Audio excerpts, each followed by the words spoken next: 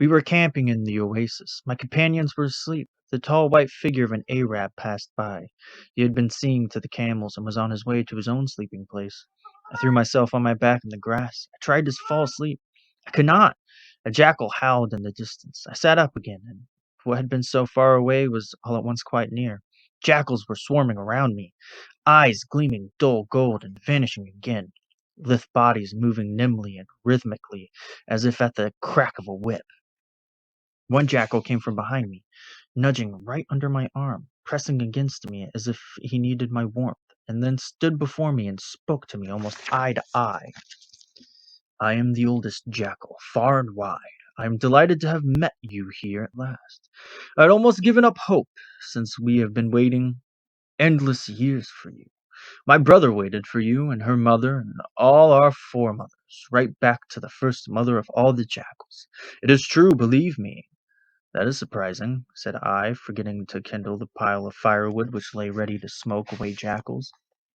That is very surprising for me to hear. It is by pure chance that I have come here far from the north, and I am making only a short tour of your country. What do you jackals want then?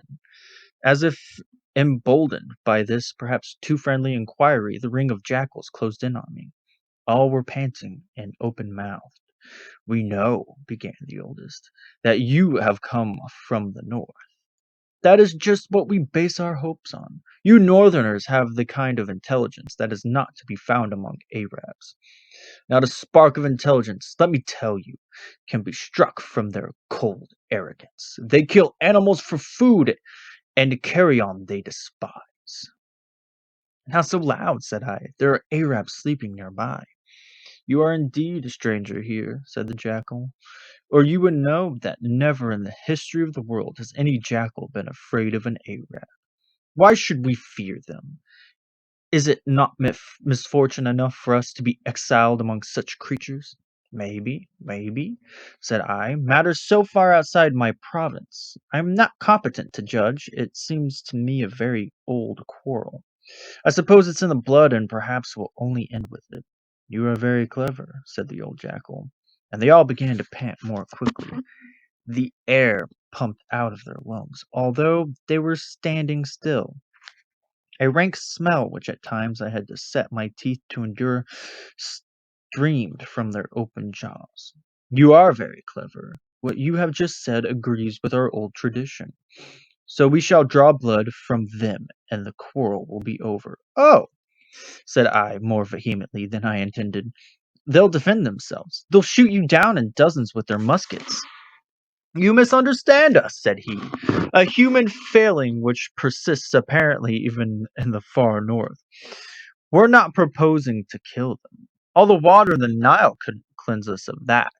Why, the mere sight of their living flesh makes us turn tail and flee into cleaner air, into the desert, which, for that very reason, is our home. And all the jackals around, including many newcomers from further away, dropped their muzzles between their forelegs and wiped them with their paws. It was as if they were trying to conceal a disgust so overpowering that I felt like leaping over their heads to get away. "But what are you proposing to do?" I asked, trying to rise to my feet. But I could not get up. Two young beasts behind me had locked their teeth through my coat and shirt. I had to go on sitting. "These are your train bearers," explained the old jackal quite seriously. "A mark of honor." "They must let go," I cried, turning now to the old jackal, now to the youngsters. "They will, of course," said the old one, "if that is your wish, but it will take a little time, for they have got their teeth well in, as in our customs, and must first loosen their jaws a bit by bit. Meanwhile, give ear to our petition." "Your conduct hasn't exactly inclined me to grant it," said I. "Don't hold it against us that we are clumsy," said he, and now for the first time had recourse to the natural plaintiveness of his voice.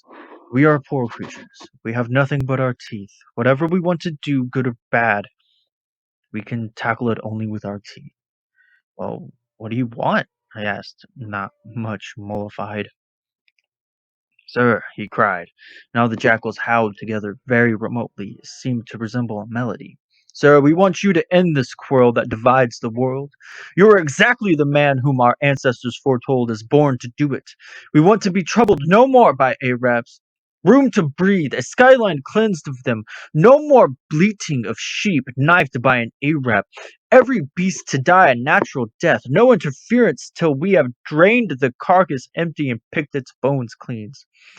Cleanliness, nothing but cleanliness is what we want. And now they were all lamenting and sobbing. How can you bear to live in such a world?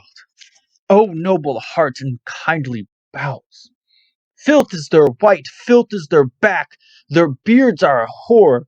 The very sight of their eye sockets makes one want to spit. And when they lift an arm, the murk of hell yawns in the armpit. And so, sir, and so, dear sir, by means of your all-powerful hands, slit their throats through with these scissors. And in answer to a jerk of his head, a jackal came trotting up with a small pair of sewing scissors covered with an ancient rust, dangling from an eye tooth. Well, here's the scissors at last, and high time to stop, cried the Arab leader of our caravan, who had crept upwind toward us, and now cracked his great whip. The jackals fled in haste, but at some little distance rallied in a close huddle. All the brutes so tightly packed and rigid that they looked as if penned in a small fold girt by flickering will-o'-the-wisps. So you've been treated to this entertainment too, sir, said the Arab, laughing as gaily as the reserve of his race permitted. You know, then, what the brutes are after? I asked, of course. Said he, it's common knowledge. So as long as the Arabs exist, that pair of scissors goes wandering around through the desert and will wander with us to the end of our days. Every European is offered it for the great work. Every European is just the man of that fate has chosen for them. They have the most lunatic hopes, these beasts. They're just fools, utter fools. That's why we like them. They are our dogs, finer dogs than any of yours. Watch this. Now, a camel died last night, and I have had it brought here. 4 men came up with a heavy carcass and threw it down before us. It hardly touched the ground before the jackals lifted up their voices, as if irresistibly drawn by cords. Each of them began to waver forward, crawling on its belly. They had forgotten the Arabs, forgotten their hatred. The all-obliterating immediate presence of the stinking carrion bewitched them. One was already at the camel's throat, sinking his teeth straight into an artery, like a vehement small pump, and endeavoring with as much determination as hopefulness to extinguish some raging fire. Every muscle in his body twitched and labored at the task.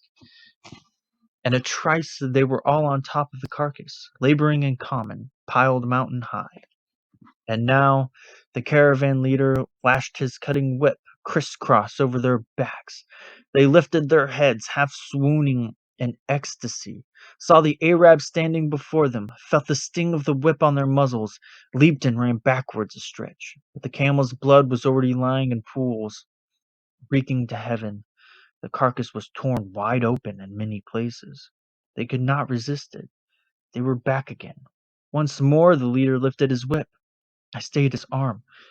You are right, sir, said he. We'll leave them to their business. Besides, it's time to break camp. Well, you've seen them. Marvelous creatures, aren't they? And how they hate us.